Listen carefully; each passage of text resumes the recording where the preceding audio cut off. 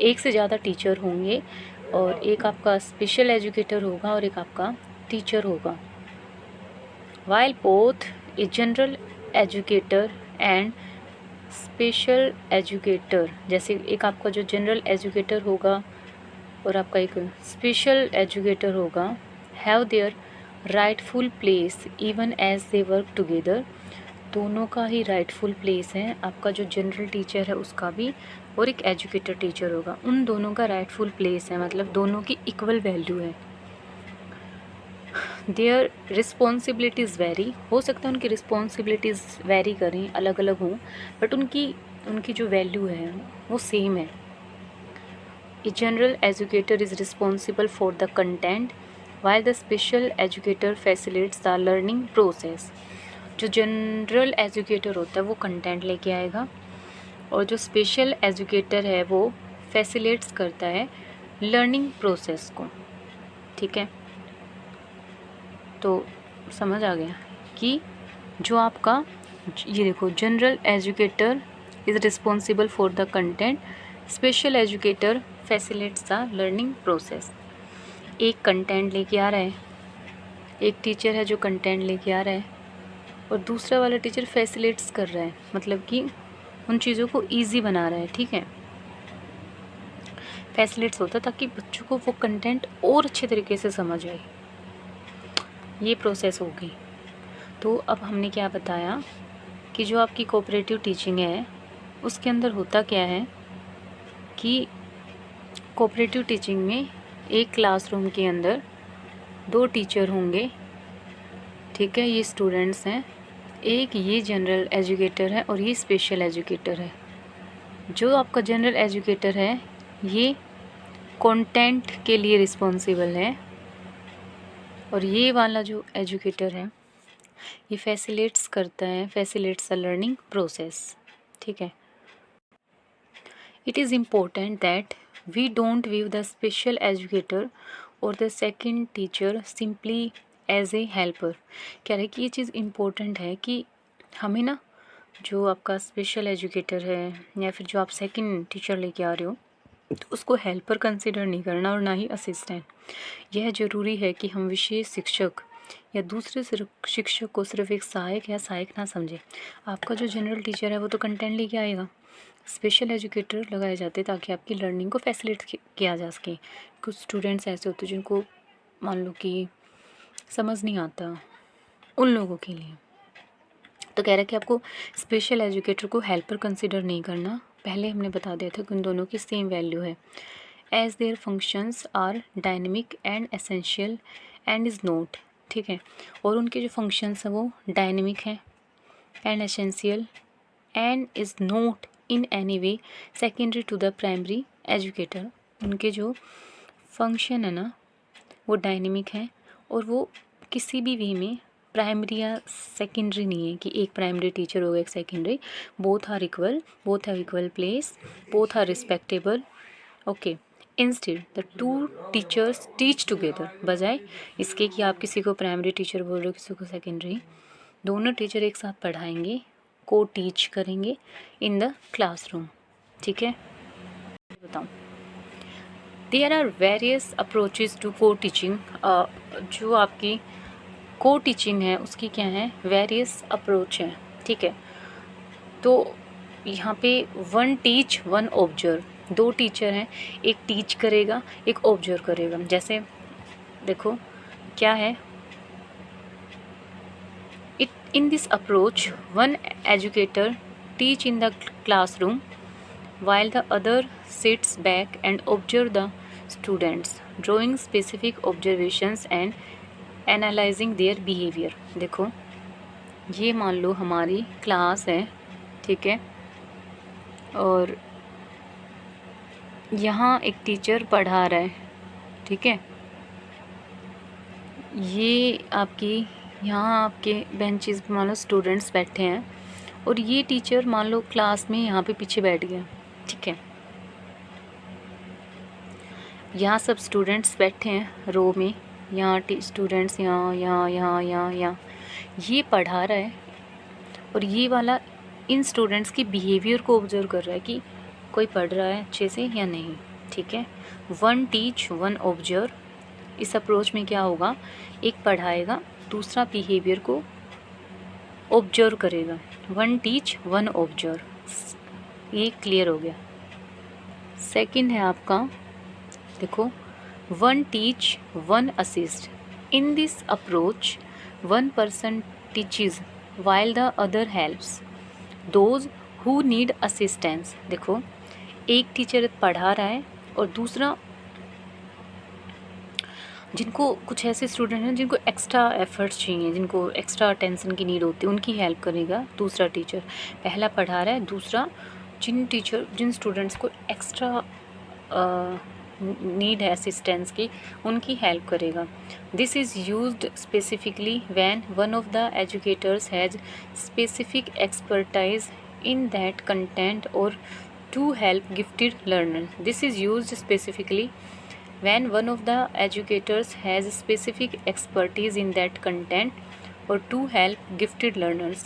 देखो, इसमें ये क्या प्रोसेस है कि मान लो एक एजुकेटर है, ठीक है, तो वो क्या है, स्पेसिफिक एक्सपर्टीज़ है। जैसे दो टीचर मान लो, तो दूसरा वाला टीचर एक्सपर्ट है उसी कंटेंट या उस सब्जेक्ट के अंदर जो वो पढ़ा रहे हैं, क्लास में जो टॉपिक चल रहा है उसमें। ये दो हैं टीचर, ये क्या है, एक्सपर्ट है उस सब्जेक्ट को। तो क्या है इसमें, मान लो ये टीच कर रहा है जनरली वे में, ये उनकी हेल्प करेगा जिनको एक्स्ट्रा असिस्टेंस की नीड है, या फिर जो बच्चे क्या हैं, गॉड गिफ्टेड लर्नर्स हैं, या तो बहुत जो मंद बुद्धि के बच्चे हैं क्लास में, या बहुत गॉड गिफ्टेड लर्नर है जिनको बहुत चीज़ें जल्दी समझ आ जाती हैं। अब उनको क्या है, ये टीचर क्या करेगा, उनको और वर्क देना स्टार्ट कर देगा। ठीक है, तुम्हारा जो क्लास वाला काम हो गया, तो उनको और एक्स्ट्रा वर्क दे देगा। ठीक है, इनको हैंडल करना है, बच्चों को समझ नहीं आ रहा तो उनको समझा रहा है, जिनको ज़्यादा समझ आ रहा है उनके ग्रुप को एक्स्ट्रा वर्क देगी, जो सेकंड टीचर ये काम करेगा। ये जनरली पढ़ा ही रहा है, इसका पढ़ाने का काम है। तो वन टीच वन असिस्ट, समझ आ गया, ठीक है। अब इसको एक सेकंड हम उसमें और देख लेते हैं क्या है। एक सेकंड रुकना भाई। देखो, एक पढ़ाता है, एक सहायता करता है। इस दृष्टिकोण में एक व्यक्ति पढ़ाता है जबकि दूसरा ज़रूरतमंदों की मदद करता है। इसका उपयोग विशेष रूप से तब किया जाता है जब शिक्षकों में से किसी एक को उस विषय में विशिष्ट विशेषज्ञता हो या प्रतिभाशाली शिक्षार्थियों की मदद करने के लिए। ठीक है, जिनको एक्स्ट्रा हेल्प की नीड है उनकी हेल्प करते हैं। गॉड गिफ्टेड लर्नर्स की भी हेल्प नहीं, उनको मतलब और एक्स्ट्रा वर्क दे दिया, उनको और एक्स्ट्रा चीज़ें समझाने की कोशिश करेंगी वो टीचर कि चलो उनको इनका लेवल अच्छा है तो उनको और एक्स्ट्रा एफर्ट्स डालते हैं उनको पढ़ाने के लिए।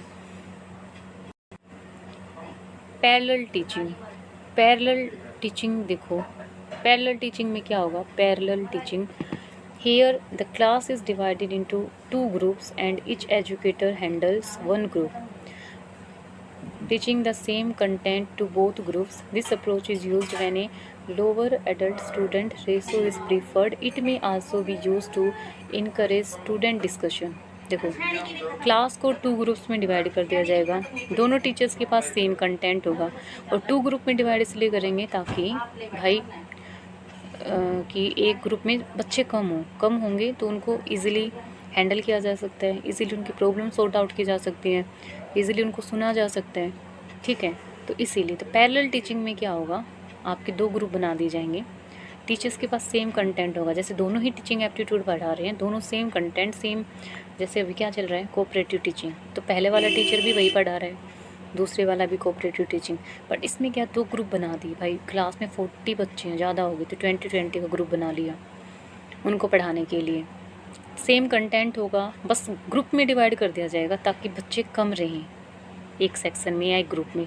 स्टेशन टीचिंग क्या होगी इस अप्रोच में, जो एजुकेटर्स हैं divide the content between themselves और स्टूडेंट सिट। अब स्टेशन टीचिंग में क्या होगा, वहाँ पे पैरेलल टीचिंग में सेम कंटेंट था, लेकिन स्टेशन टीचिंग में क्या होगा, कंटेंट को डिवाइड कर लेंगे दोनों एजुकेटर्स। क्यों, मान लो सिलेबस बहुत बड़ा है, मान लो 20 यूनिट है, ठीक है। अब देखो हमारे नेट के एग्ज़ाम में टोटल 20 यूनिट है, तो कुछ टीचर्स टीचिंग एप्टीट्यूड करवा रहे हैं, कुछ रिसर्च एप्टीट्यूड करवा रहे हैं, कुछ कम्युनिकेशन करवा रहे हैं, कुछ कम्प्रीहेंसन करवा रहे हैं, और कहीं ना कहीं कुछ ना कुछ चीज़ें ऐसी होती हैं जो लिंक होती हैं, ठीक है, बट जस्ट लिव इट, ये अलग अलग उसमें चलेगी यूनिट में। मैं टीचिंग एप्टीट्यूड की बात करूँ, अकेला टीचिंग एप्टीट्यूड में मान लो टोटल टॉपिक है 100, तो एक टीचर ने बोला कि 50 टॉपिक मैं बच्चों को कवर करवा दूँ, 50 आप करवा देना। तो अब यहाँ पे क्या होगा, बच्चे एक स्टेशन से दूसरे स्टेशन में जाएंगे, तो जो अब क्या होता है, जो स्टूडेंट्स हैं ना, पहले एक टीचर के पास वो लर्न करते हैं, दूसरे टीचर के जाने से पहले, दूसरे टीचर के पास जाने से पहले, और थर्ड स्टेशन में उनको इंडिपेंडेंटली काम करना पड़ेगा। देखो मैं बताऊं अभी और आसानी से समझ आएगा आपको। देखो जैसे स्टेशन टीचिंग में क्या है, ये टीचर हैं, इन्होंने कंटेंट डिवाइड कर लिया, भाई C1 तू ले ले और C1 2 एक ने ले लिया। अब ये एक थर्ड ही स्टेशन है, इसमें बच्चे क्या करेंगे, पहले इन टीचर ने अपना लेक्चर्स दिया, अब ये स्टूडेंट्स यहाँ चले गए इन टीचर्स के पास, ठीक है, प्रीवियस अपनी नॉलेज लेके उससे आगे इन्होंने स्टार्ट करवा दिया, ठीक है। अब इन्होंने अपना काम कर दिया, फिर सेकंड टीचर की टर्न आ गई, फिर ये बच्चे जा रहे हैं थर्ड, यहाँ पे ये इंडिपेंडेंटली अपनी चीज़ों को लर्न करेंगे, समझेंगे, एक दूसरे से डिस्कस भी कर सकते हैं, कुछ भी, अब स्टूडेंट्स के ऊपर है ये, ठीक है। टीचर्स अपना काम करवाया और थर्ड स्टेशन में ये इंडिपेंडेंट होंगे, इस वे में लर्निंग।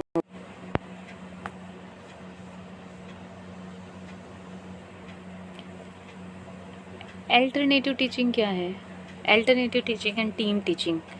अब in this method, students who need extra attention are put into a smaller group that is handled by one of the teachers separately while the other works with the bigger group। देखो अभी हम पहले जो इससे पीछे पढ़ा था ना, 1 teach 1 assist, उसमें क्या था, उसमें एक ही क्लास में हैं दोनों टीचर, वो क्या कर रहे, जो जिन बच्चों को एक्स्ट्रा असिस्टेंस की नीड थी उनकी हेल्प कर रहे थे, या जो एक्स्ट्रा ऑर्डिनरी स्टूडेंट थे, जो गॉड गिफ्टेड लर्नर थे, उनकी वो टीचर हेल्प कर रहा था, ठीक है। यहाँ पे क्या है, अल्टरनेटिव टीचिंग में अलग से ग्रुप बना लिया जाएगा, पहले देख लिया कि बच्चे वीक हैं उनका, उसमें तो क्या था 1 टीच 1 असिस्ट में, मतलब बीच में किसी को डाउट आ रहा है तो उसको एक्स्ट्रा वो बता रहा है कि बेटा ये ऐसे है। बट यहाँ पे क्या होगा, जो बच्चे वीक हैं अल्टरनेटिव टीचिंग में उनका ग्रुप बना लिया, ठीक है। तो ग्रुप कैसे बनाया, जैसे कि मान लो टोटल 20 स्टूडेंट्स हैं, 15 बच्चों को तो चीज़ें समझ आ रही, बट 5 बच्चों को कुछ समझ नहीं, मतलब थोड़ा कम समझ आ रहा है, इस ग्रुप को सेकंड टीचर पढ़ाना स्टार्ट कर देगा, ठीक है। अल्टरनेटिव टीचिंग में अलग से ग्रुप बनेगा, ठीक है, जिन बच्चों को एक्स्ट्रा अटेंशन की नीड है, बाकी बिगर ग्रुप को एक टीचर पढ़ा ही रहा है। टीम टीचिंग में क्या होगा, here both educators work together teaching the same content at the same time filling in the each others gap, this is also called tag team teaching. ये important है, टैग टीम टीचिंग, ठीक है। तो tag team teaching इसको बोला जाता है, team teaching को। This approach is very complex but can be satisfying to both the educator. मैं पर्सनली बताऊँ, मेरे को तो ये टीचिंग जो लास्ट वाली ना टीम टीचिंग बिल्कुल भी अच्छी नहीं लगी। 2 टीचर एक साथ मिलके पढ़ा रहे, मान लो कॉन्ट्राडिक्टरी स्टेटमेंट आ गई दोनों की, तब क्या होगा, दोनों एक दूसरे की कॉन्ट्राडिक्टरी या दोनों की स्टेटमेंट कॉन्ट्राडिक्शन होगी, तब क्या होगा भाई बताना ज़रा, है ना। एक ही टॉपिक को लेके मुठभेड़ हो जाए क्लास में, तो जस्ट हमें लर्न करना है। टीम टीचिंग में क्या है, 2 टीचर हैं और मान लो कुछ कंटेंट में मान लो मिसिंग होगी, तो ये गैप फिलर का काम करेगा कि ये पॉइंट्स रह गए। मे भी हो सकता है जैसे कि ये जो सेकंड वाला टीचर है फर्स्ट वाले टीचर की है, मतलब 2 है ना, ये जैसे मान लो जनरल टीचर पढ़ा रहे हैं, दूसरा जो स्पेसिफिक एजुकेटर मान लो कुछ गैप फिलर, कुछ इनसे टॉपिक छूट रहे तो इनको बता देंगे, इनसे कुछ मिस हो रहा है तो ये इनको बता देंगे, ठीक है। फिर क्या है कि इसको हम बोलते हैं टैग टीचिंग, और ये जो प्रोसेस है कॉम्प्लेक्स भी हो सकती है और दोनों टीचर को सेटिस्फाई भी कर सकती है। उनके ऊपर डिपेंड करता है, उनके बिहेवियर के ऊपर भी डिपेंड करता है। मैं बताऊँ, मोस्टली तो बिहेवियर पे ही डिपेंड कर रहा होगा, क्योंकि सोच के देखो 2 टीचर एक साथ पढ़ा रहे हैं, जस्ट इमेजिन कितना टिपिकल होता होगा ना। ठीक है, थैंक यू। कोऑपरेटिव टीचिंग हो गया आपका। Take care, bye.